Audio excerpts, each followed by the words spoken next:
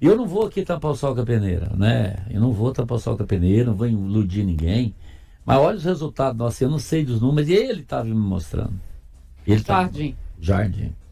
Que são horríveis.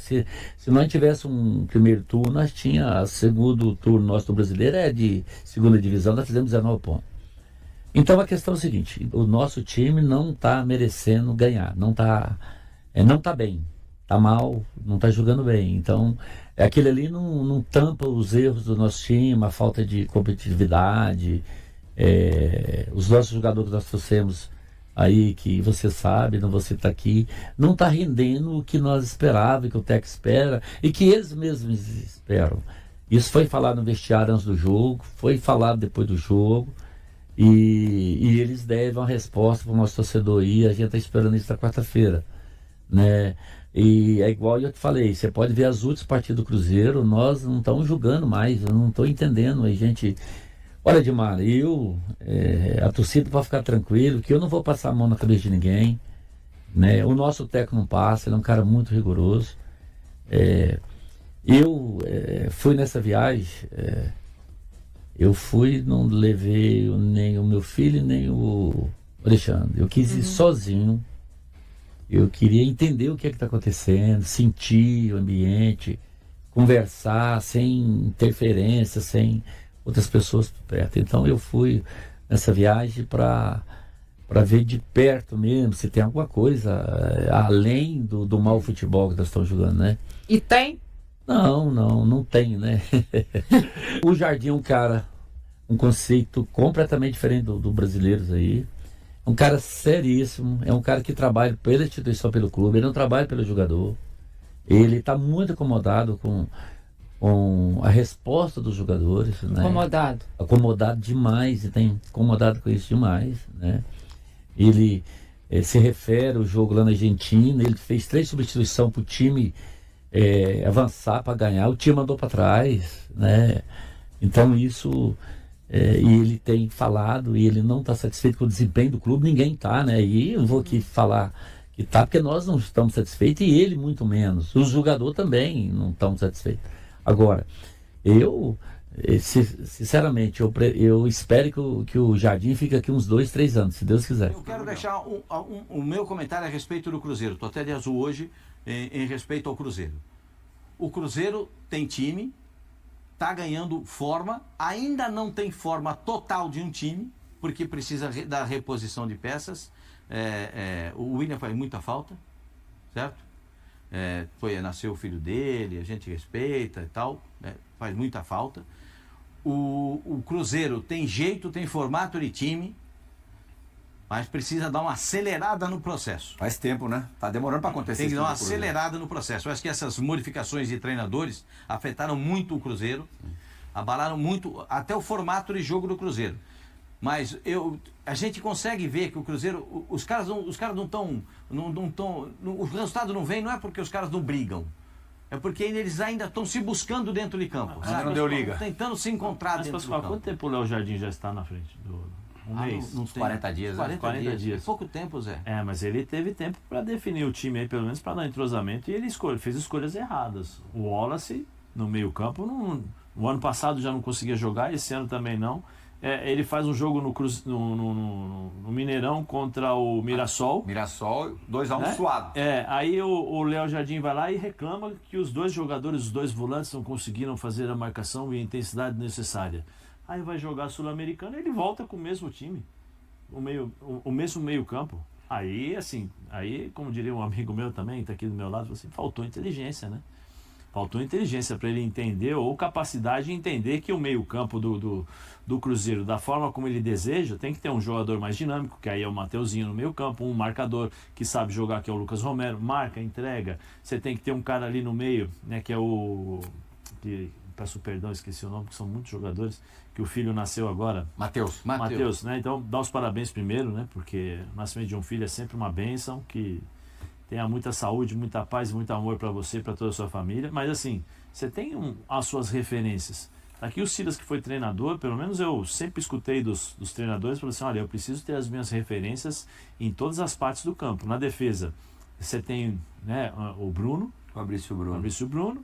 No meio campo, o Mateuzinho e o Romero podem ser essa referência, no ataque o Willian e lá o Gabigol. Não, e o Matheus Pereira. O Matheus Pereira, desculpa, o Matheus Pereira ali. Você tem uma espinha dorsal. Você tem um goleiro, zagueiro, um volante, o meio, centroavante. Você tem a possibilidade de começar a fazer um time assim. Então eu já sei que esses caras são a espinha dorsal e que vai me dar uma segurança para poder jogar. Quem são os caras que irão jogar ao lado?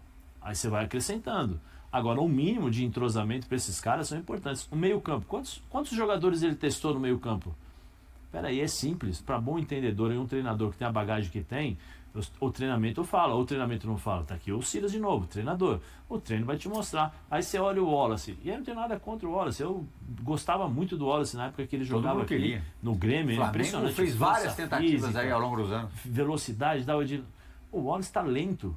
O Wallace não consegue jogar a velocidade do jogo do futebol brasileiro. Ele não consegue encontrar a velocidade. Ele não tem a capacidade física. Como é que isso pode acontecer ele tendo vindo da Europa, da Itália?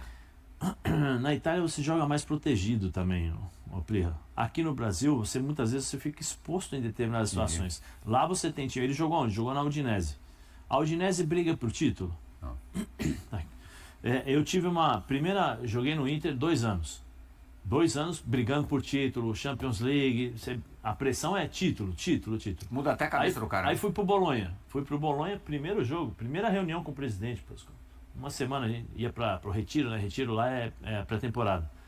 Ele falou assim: Ragazzi, stiamo bene se arriviamo in sesto e décimo nella classifica. Vamos ficar bem se nós chegarmos em sexto, né? ou em décimo. De sexto a décimo tá bom. Pô, como é que você... Tirou o peso. Você tira o peso, você muda a forma de pensar. Para mim, eu tive uma dificuldade enorme no começo. De voltar a ser tão competitivo. Lógico. Nós entrevistamos o Rogério, no resenha, chegou lá na Espanha, e aí, quais as pretensões? Vamos ser campeão. O cara falou, O jornalista falou, não, senhor Rogério, aqui o senhor não vai ser campeão não, aqui é Barcelona ou Real Madrid. Vamos escutar agora quem assina o cheque no Cruzeiro. Cheque ainda existe, Zé? Pastor, deve ter cheque aí. Pedrinho Lourenço não deve estar muito feliz com a produção do time e não está nada feliz com a arbitragem brasileira. Fala, Pedrinho. Estou profundamente chateado, né? Com as coisas que aconteceu no lance da expulsão do nosso jogador, que nem falta foi, né? Então, é lamentável que do futebol ainda acontece essas coisas que deixa a gente muito contrariado e chateado. Esperamos que as autoridades tomem um posicionamento, né? E que vê o futebol como uma alegria do povo, uma coisa limpa, transparente, e não pode ter só um lado, né? Então, você tem o VAR, se paga, gasta caro, muito dinheiro com o futebol, nós temos investimento, trabalha a semana toda, aí chega aqui e encontra isso aí. Inclusive, já foi feito, o Alexandre está em Belo Horizonte, já fez o contato com o diretor de árbitro, né, com a comissão, com o nosso presidente. E o Cruzeiro não vai se calar nisso, né? O Cruzeiro vai defender os direitos deles, né? A gente quer um tratamento igual, né? A gente quer um tratamento igual. Agora, a gente não pode ficar... quase todos os jogos nós somos prejudicados pelo VAR, pelas coisas. Então, para quem se paga o VAR? Se tem a tecnologia, é para ser usado, né? Então, eu não sei né, qual que é a intenção do juízo, né? E se... Eu não posso julgar a pessoa, mas é muito lamentável o que aconteceu com a gente aqui hoje. Pedrinho comenta sobre o trabalho de Matos no Cruzeiro. Cometemos muitos erros nas contratações. O presidente do clube expressou publicamente suas exigências em relação ao CEO da SAF Celeste. A cobrança por resultados não vem apenas da torcida do Cruzeiro, mas também do proprietário. Em uma entrevista exclusiva ao Tempo Esportes na última segunda-feira, Pedro Lourenço declarou que está insatisfeito com o desempenho do dirigente, que foi o primeiro convidado a integrar sua SAF em abril de 2024. A primeira pessoa que trouxe foi o Alexandre. A realidade é clara para todos, cometemos muitos erros nas contratações. Não mencionarei nomes por questão de respeito. Tive uma conversa com ele porque precisamos diminuir esses erros e, idealmente, não cometê-los. Trouxemos jogadores que não deveriam ter sido contratados, comentou. Pedrinho destacou que mantém um diálogo frequente com Matos, onde algumas dessas conversas envolvem cobranças.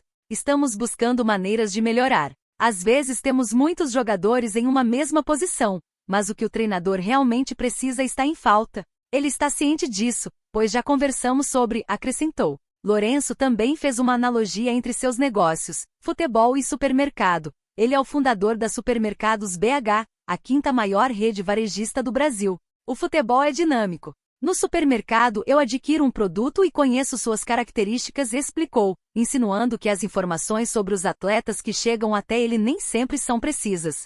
As avaliações feitas no setor de futebol não foram adequadas, e as informações que chegam até mim podem retratar jogadores como excelentes, quando na verdade não são. Nosso departamento errou bastante, e como ele é o responsável, a responsabilidade recai sobre ele. A torcida tem parte dessa razão. Precisamos melhorar, finalizou. No Cruzeiro, Pedro Lourenço é visto como presidente, enquanto seu filho, Pedro Júnior, exerce a função de vice e atua mais diretamente no cotidiano do clube. Bruno Oliveira é responsável por alguns setores, incluindo o comercial. E aí, galera? O que acharam? Deixem nos comentários. Não se esqueçam de deixar o like e de se inscreverem no canal e acionar o sininho para receber as notificações. Até mais, Nação Celeste! Vamos pra frente!